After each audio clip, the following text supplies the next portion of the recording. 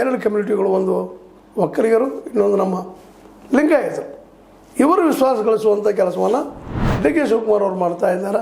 ಅದಕ್ಕೆ ಅಪೋಸಿಷನ್ನಾಗೆ OBC ಅಹಿಂದ ಮೂಮೆಂಟನ್ನು ಸಿದ್ದರಾಮಯ್ಯರ ಜೊತೆಗೂಡಿ ನಮ್ಮ ಸತೀಶ್ ಅವರು ಮಾಡೋದನ್ನು ನೋಡಿದಾಗ ಬೆಳಗಾವಿ ಜಿಲ್ಲೆಯ ಈ ಧರ್ಮ ರಾಜಕಾರಣ, ಹೌದು ರಾಜಕೀಯದಲ್ಲಿ ಧರ್ಮ ಇರಬೇಕು, ರಾಜಕೀಯದಲ್ಲಿ ಅದು ಧರ್ಮದಲ್ಲಿ ರಾಜಕಾರಣ ಮಾಡಬಾರ್ದು ಅನ್ನೋಂಥ ಮಾತನ್ನು ಮಾತಾಡ್ತಾ ತಮ್ಮ ಶಕ್ತಿಯನ್ನು ಅಭಿವೃದ್ಧಿಪಡಿಸ್ಕೊಳ್ತಿರುವಂಥ DKC ಬೆಳಗಾವಿ ಜಿಲ್ಲೆಯನ್ನು ಆದಷ್ಟು ತಮ್ಮವರ ಪ್ರಭಾವ ಅಲ್ಲಿ ಉಳಿಯಲಿ ಅನ್ನುವಂಥ ದೃಷ್ಟಿ ಇಟ್ಟುಕೊಂಡು ಈ ಕಾರ್ಯಕ್ರಮಕ್ಕೆ ಬಂದ್ರ ಅಥವಾ ನಿಜವಾಗಿ ಪ್ರೀತಿಯಿಂದ ಬಂದ್ರ.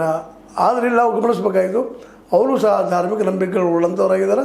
ಅದೇ ಕಾಲಕ್ಕೆ ಈ ಒಂದು ಏನಪ್ಪ ಹಿಂದೂ ಧಾರ್ಮಿಕ ವಿಧಾನವಲ್ಲ, ಜೀವನ ಪದ್ಧತಿ ಅಂತ ಹೇಳೋ ಮೂಲಕ ಸಹಜವಾಗಿ ಇವತ್ತು ಈ ದೇವರ ಬಗ್ಗೆ ವ್ಯಾಖ್ಯಾನ ಆಗಿರ್ಬೋದು, ಧರ್ಮ ಉಳಿಸಿದ ನಮ್ಮನ್ನು ಉಳಿಸಿದೆ ಅನ್ನುವಂಥದ್ದು ಮಾತಾಗಿರ್ಬೋದು, ಧರ್ಮದ ನೆಲೆಗಟ್ಟಿನಲ್ಲೇ ಜನರ ಮನಸ್ಸನ್ನು ಗೆಲ್ಲುವಂಥ ಪ್ರಯತ್ನವನ್ನು ಇಲ್ಲಿ DKC ಅವರು ಮಾಡಿದ್ದಾರೆ. ಇದು ಎಷ್ಟು ಮಟ್ಟಿಗೆ ಪ್ರತಿಫಲ ಕೊಡ್ಬೋದು ನೋಡೋಣ ಮುಂದಿನದಲ್ಲೇ.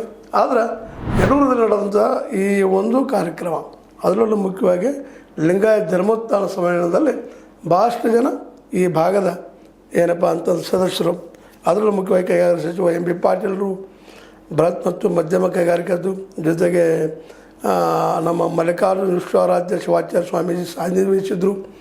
ಜೊತೆಗೆ ನಮ್ಮ ರಾಜ್ಯಸಭಾ ಸದಸ್ಯ ಈರಣ್ಣ ಕಡಾಡಿ, KLE ಸಂಸ್ಥೆಯ ಗೌರವ ಕಾರ್ಯಾಧ್ಯಕ್ಷ ಪ್ರಭಾಕರ್ ಕೋರೆ, ಶಾಸಕ ಗಣೇಶ್ ಹುಕ್ಕೇರಿ, ಬೆಳಗಾವಿ ಸಂಸದ ಜಗದೀಶ್ ಶೆಟ್ಟರ್ ಮುಂತಾದವರಿಲ್ಲ ಲಿಂಗಾಯತ್ ಸೊಕಾಲ್ಡ್ ಲೀಡರ್ಸ್ ಕೂಡಿದ್ದು.